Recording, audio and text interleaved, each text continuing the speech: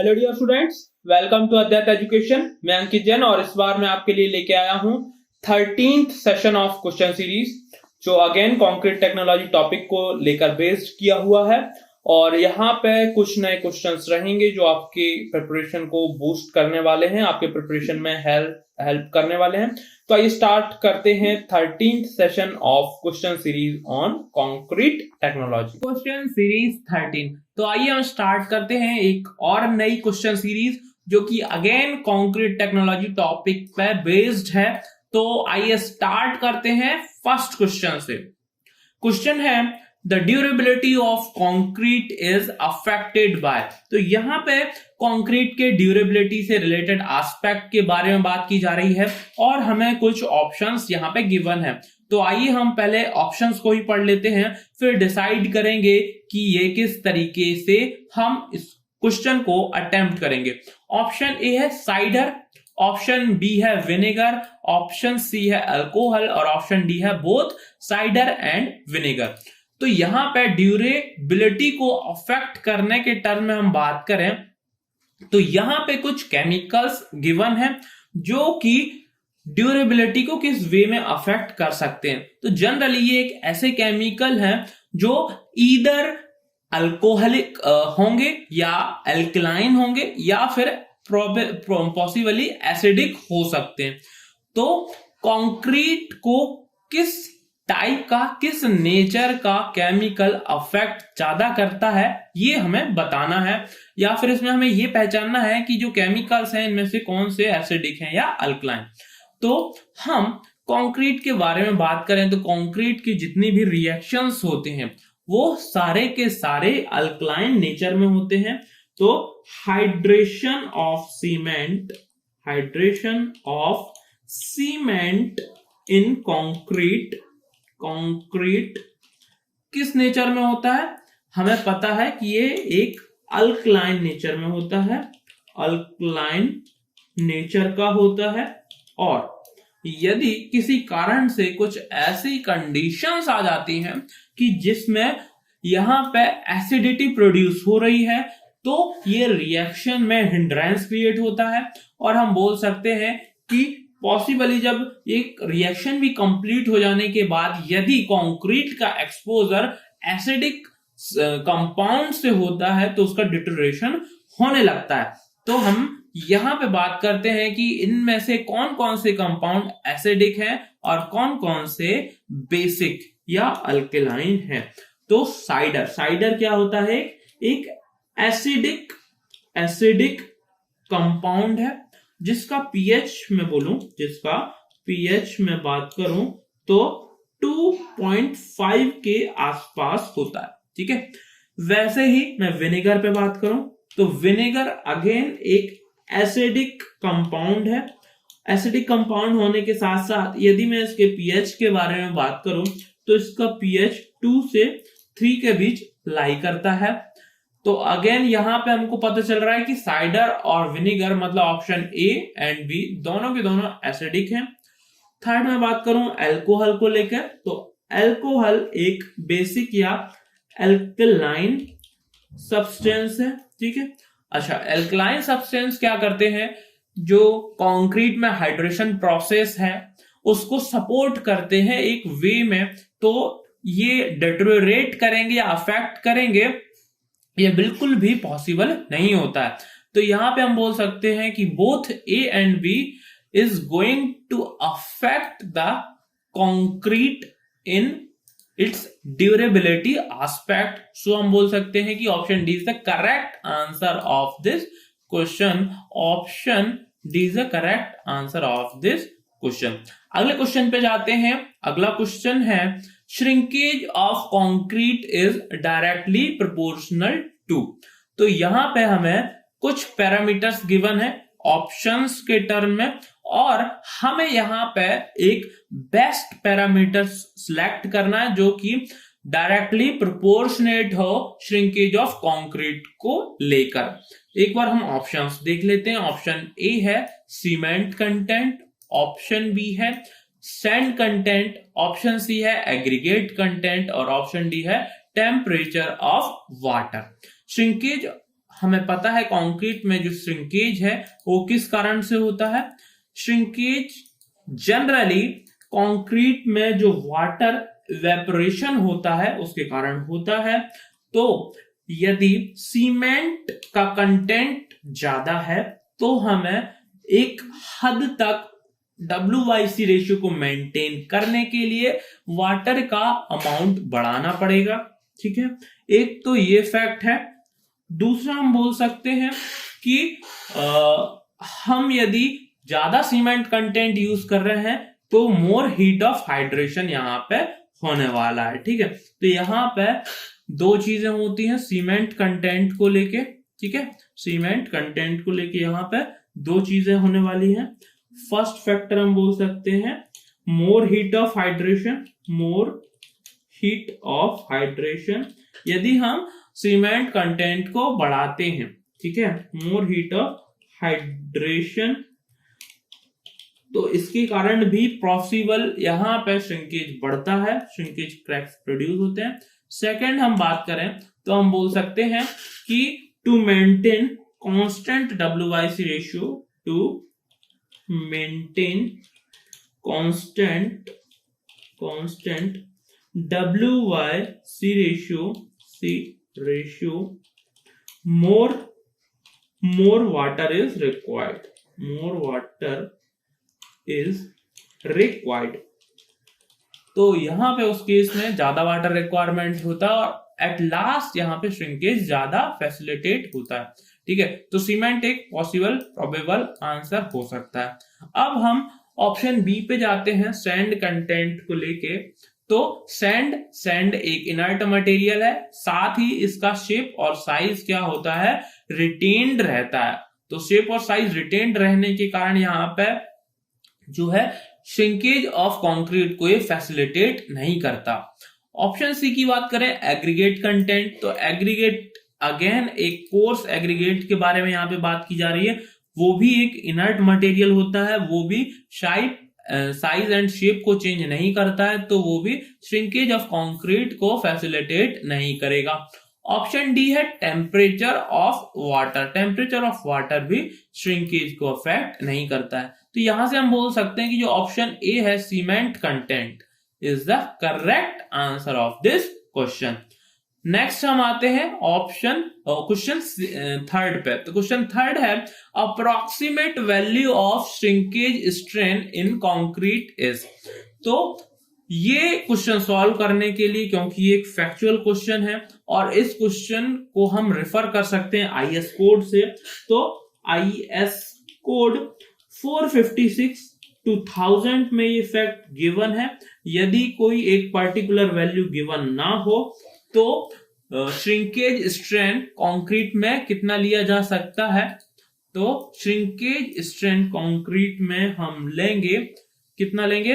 0.0003 या फिर 3 × 10⁻⁻⁴। ठीक है, तो इतना हम इसको ले सकते हैं। तो यहां पे ऑप्शन सी जो है करेक्ट होने वाला, option C is the correct answer of this question. Next question पे आते हैं। अगला क्वेश्चन है for protection from frost concrete should be. अब यहां पे कंक्रीट का प्रोटेक्शन सब जीरो टेम्परेचर में करने की बात की जा रही है।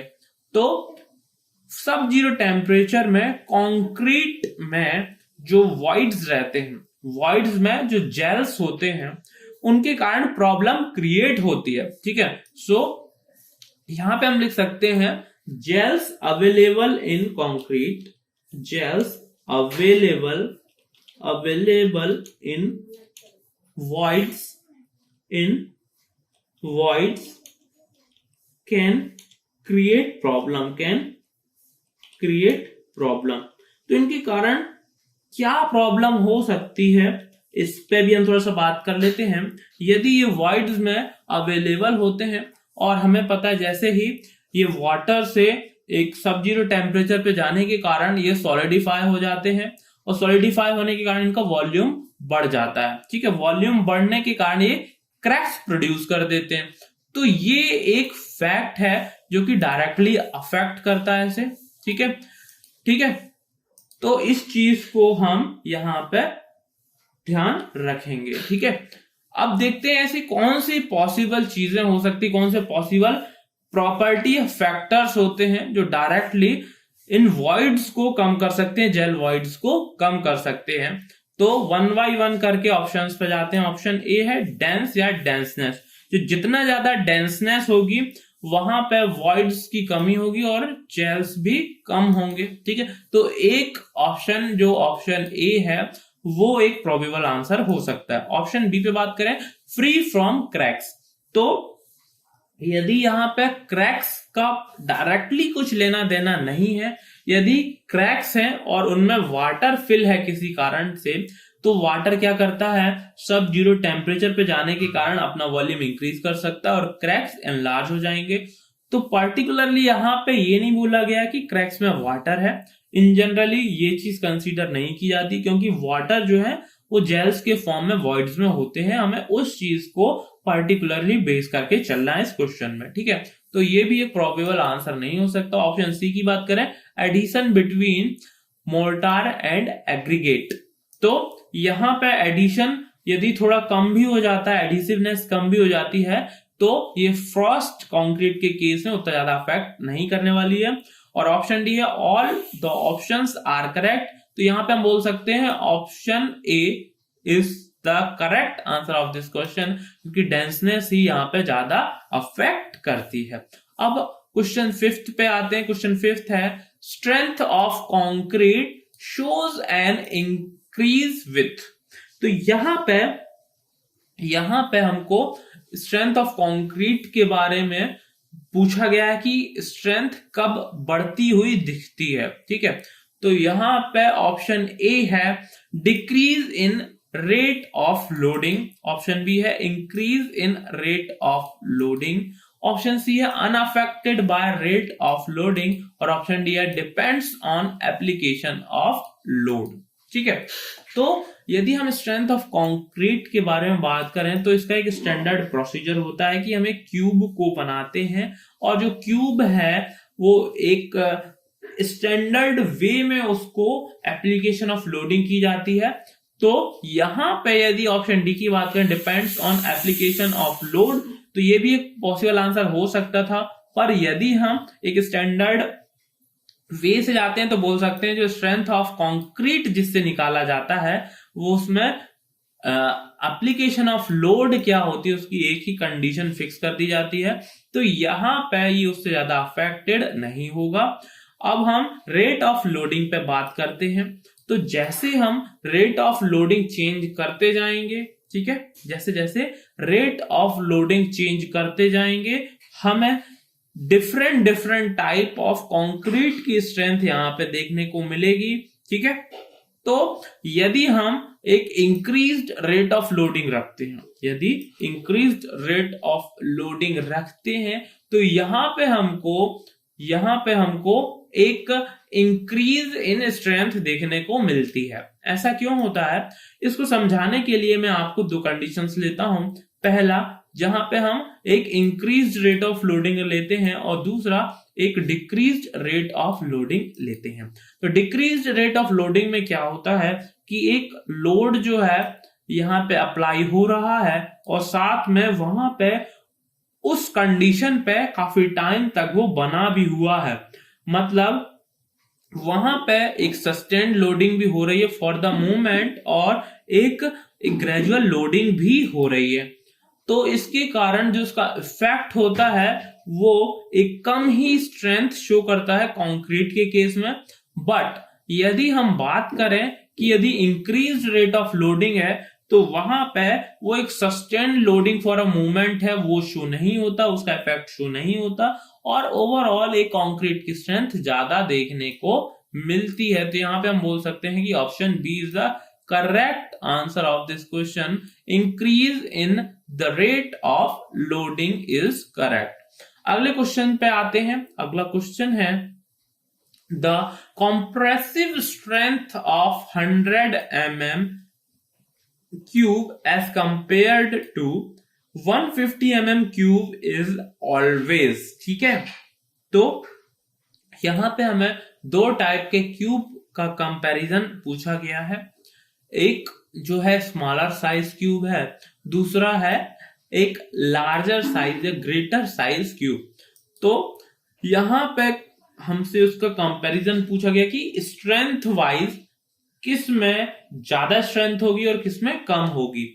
तो यहां पे जो लेसर साइज क्यूब है वहां पे ज्यादा स्ट्रेंथ होती है। ऐसा इसलिए होता है क्योंकि वहां पे जो एक प्लेन की लेंथ होती है जिसमें पॉसिबिलिटी हो सकती है कि क्रैक जनरेट होता है, उसकी लेंथ कम होती है। ठीक है। दूसरा, यदि हम एक बात करें कि जितना जैसा जैसा साइज छोटा होता जाता है वहां पे कॉम्पैक्टनेस और भी बढ़ती जाती है, तो उस केस में थोड़ा एक हायर साइड में स्ट्रेंथ देखने को मिलती है। तो यहां पे हम बोल सकते हैं कि option B is the correct answer of this question. Compressive strength of 100 mm cube is more than 150 mm cube. Okay, तो अब हम अगले क्वेश्चन पे आते हैं। अगला क्वेश्चन है approximate ratio of strength of cement concrete of 7 days to that of 28 days। तो यहां पे हमें एक अप्रोक्सीमेट रेशियो पूछा गया है कि ratio of strength of cement concrete of 7 days to that of 28 days कितना होता है। यदि हम इसके बारे में बात करें तो ये लगभग 2/3 एक रेशियो में देखने में आता है। ठीक है, कितना होता है, 2/3 देखने में आता है। तो यहां पे हम लिख सकते हैं ये कितना होता है, 2/3। ठीक, अब एक इस रेशियो को लेके हम देख लेते हैं कौन सा ऑप्शन सही हो सकता है। ठीक है, ऑप्शन ए है 0.65, ऑप्शन बी है 0.85, ऑप्शन सी है 1 और ऑप्शन डी है 1.15। तो यहां पे हम बोल सकते हैं कि obviously option is the correct answer of this question. ठीक है, 8th क्वेश्चन है durability of concrete is most affected by. ठीक है, तो यहाँ पे कुछ ऑप्शंस गिवन है, उसके बेसिस पे हमें बताना है कि इनमें से कौन सा पॉसिबल पैरामीटर है जो सबसे ज्यादा अफेक्ट करता है ड्यूरेबिलिटी ऑफ कंक्रीट को। जनरली हम ड्यूरेबिलिटी ऑफ कंक्रीट की बात करें तो जो वॉइड्स होते हैं, जो पोर्स होते हैं, वो सबसे ज्यादा अफेक्ट करते हैं ड्यूरेबिलिटी ऑफ कंक्रीट को। ऐसा मैं इसलिए बोल रहा हूं कि इन पोर्स के होने के कारण जो फॉरेन केमिकल्स हैं वो इजीली कंक्रीट में इंट्रूड हो जाते हैं और इसको डेटोरेट करते हैं। ठीक है, तो हम देखते हैं कि इस फिनोमिना को कौन सा फैक्टर जो है, कौन सा पैरामीटर है जो डायरेक्टली अफेक्ट करता है। ऑप्शन ए है सैंड कंटेंट, तो सैंड कंटेंट के कारण ये चीज नहीं फैसिलिटेट होती है। Option B water cement ratio, तो जितना ही ज्यादा वाटर सीमेंट रेशियो होगा उतना ही ज्यादा पोरोसिटी होगी, उतनी ही ज्यादा परमिएबिलिटी होगी और उतनी ही कम ड्यूरेबिलिटी होगी। ठीक है, इस फैक्टर के कारण ही सबसे ज्यादा फ्लक्चुएशन देखने को मिलता है ड्यूरेबिलिटी ऑफ कंक्रीट में। ऑप्शन सी है एग्रीगेट रेशियो, तो एग्रीगेट रेशियो जनरली एक फाइन एग्रीगेट और कोर्स एग्रीगेट का रेशियो है। इसके कारण भी ड्यूरेबिलिटी ऑफ कंक्रीट में ज्यादा फ्लक्चुएशंस नहीं देखने को मिलते। ऑप्शन डी की बात करें सीमेंट एग्रीगेट रेशियो, तो सीमेंट एग्रीगेट रेशियो के कारण भी ये चीज उतना ज्यादा प्रोडोमिनेंटली वेरी नहीं करती है। तो यहां पे हम बोल सकते हैं option B is the correct answer of this question. ठीक है, अगले क्वेश्चन पे हम जाते हैं। अगला क्वेश्चन है पॉइजन्स रेशियो फॉर कंक्रीट। ठीक है, तो पॉइजन्स रेशियो कंक्रीट जो है वो किन स्टेटमेंट्स को करेक्टली सिमुलेट करता है उसको देखते हैं। ठीक है, ऑप्शन ए है increases with richer mix, decreases with richer mix, option C है रिमेन्स कांस्टेंट और ऑप्शन डी है नन ऑफ दीज। तो जनरली हमें पता है जो पॉइजन्स रेशियो है वो एक lateral strain to longitudinal strain का रेशियो होता है। ठीक है, क्या होता है, lateral strain to longitudinal strain का रेशियो होता है। ठीक है, जैसे ही हम रिच मिक्स करते हैं या कंक्रीट में सीमेंट का वैल्यू एनहांस करते हैं, मतलब रिच मिक्स बनता है, उस केस में जो लॉन्गिट्यूडिनल स्ट्रेन है वो कम होने लगता है। ऐसा क्यों होता है? ऐसा इसलिए होता है क्योंकि बॉन्डिंग प्रॉपर्टी के कारण सीमेंट ज्यादा होता है तो बॉन्डिंग ज्यादा होती है, और लॉन्गिट्यूडिनल स्ट्रेन जो है वो एक ज्यादा लॉन्ग लेंथ में उसका इफेक्ट सिग्निफिकेंटली देखने को मिलता है, और लॉन्गिट्यूडिनल स्ट्रेन लैटरल स्ट्रेन के कंपैरिजन में सिग्निफिकेंटली कम हो जाता है। और ओवरऑल हम बोल सकते हैं कि जो पॉइजन्स रेशियो है उसका वैल्यू इंक्रीज कर जाता है। तो हम यहां से बोल सकते हैं option A is the correct answer of this question. ठीक है ना, option A is the correct answer of this question. अगले क्वेश्चन पे प्रोसीड करते हैं। Question 10th, which of the following factors influence the durability of concrete. अब यहां पे अगेन कुछ फैक्टर्स गिवन है जो ड्यूरेबिलिटी ऑफ कंक्रीट पे डायरेक्टली एक अफेक्ट क्रिएट करते हैं। तो आइए देखते हैं। ऑप्शन ए है the cover to embedded steel, option B है the cement content and water cement ratio, option C है the shape and size of member, and option D है all the options are correct. अब यहां पे ऐसा नहीं पूछा गया है कि इनमें से कौन सा फैक्टर मोस्टली इफेक्ट करता है कंक्रीट की ड्यूरेबिलिटी को, इसमें जस्ट यही पूछ लिया गया है कि केवल इन्फ्लुएंस भी करता है तो हम उसको सिलेक्ट कर सकते हैं। ऑप्शन ए है कवर टू एम्बेडेड स्टील। तो जब एक कंक्रीट बनाया जाता है और आरसीसी की हम बात करते हैं, रीइंफोर्स सीमेंट कंक्रीट की, तो उसके लिए अलग से कवर दिया जाता है। कवर देने से क्या होता है, जो फॉरेन केमिकल्स हैं उनका इंट्रूजन क्या हो जाता है, कम हो जाता है, और एट लास्ट वो स्टील या कंक्रीट से उनका एक्सपोजर कम होता है और वर्केबिलिटी या उनकी बोला जाए एक लाइफ जो है बढ़ जाती है। तो ऐसा हम बोल सकते हैं कि इनकी ड्यूरेबिलिटी इंक्रीज होती है। ठीक है, ऑप्शन बी की बात करें the cement content and water cement ratio, तो वाटर सीमेंट रेशियो को हमने डायरेक्टली ही देखा था कि वाटर सीमेंट रेशियो जो है यदि ज्यादा इंक्रीज हो जाए तो पोर्स बढ़ जाते हैं, परमिएबिलिटी बढ़ जाती है और ड्यूरेबिलिटी ऑफ कंक्रीट कम हो जाती है। वैसे ही सीमेंट कंटेंट से भी एक हमें इफेक्ट, पॉजिटिव इफेक्ट देखने को मिलता है ड्यूरेबिलिटी ऑफ कंक्रीट पे, पर वो एक बहुत ज्यादा सिग्निफिकेंट इफेक्ट नहीं है, बट इफेक्ट है। ठीक है, ऑप्शन सी को लेके हम बात करें the shape and size of member, यदि शेप कुछ इस तरीके से है कि बहुत ही कम सरफेस एरिया एक्सपोज हो रहा है तो ड्यूरेबिलिटी ज्यादा होगी। यदि हम साइज की बात करें, साइज ज्यादा है, थिकनेस ज्यादा है, तो अंदर की तरफ फॉरेन केमिकल्स का इंट्रूजन कम होगा तो ड्यूरेबिलिटी बढ़ेगी, तो ये भी ड्यूरेबिलिटी को अफेक्ट करता है। तो यहां पे हम बोल सकते हैं कि all the options are correct, सारे ही ऑप्शंस जो हैं यहां पे डायरेक्टली अफेक्ट करते हैं ड्यूरेबिलिटी ऑफ कंक्रीट को। तो आज हमने कुछ क्वेश्चंस किए जो कि उनमें से कुछ क्वेश्चंस बहुत ही कंसेप्चुअल थे, कुछ फैक्चुअल क्वेश्चन भी थे। तो ये क्वेश्चन आपके प्रिपरेशन को बहुत ही हेल्पफुल रहने वाले हैं, बूस्ट करने वाले हैं। तो इसी तरीके से हम क्वेश्चंस करते रहेंगे। तो ट्यून रहिए अद्वैत एजुकेशन के साथ। Good luck, good bye.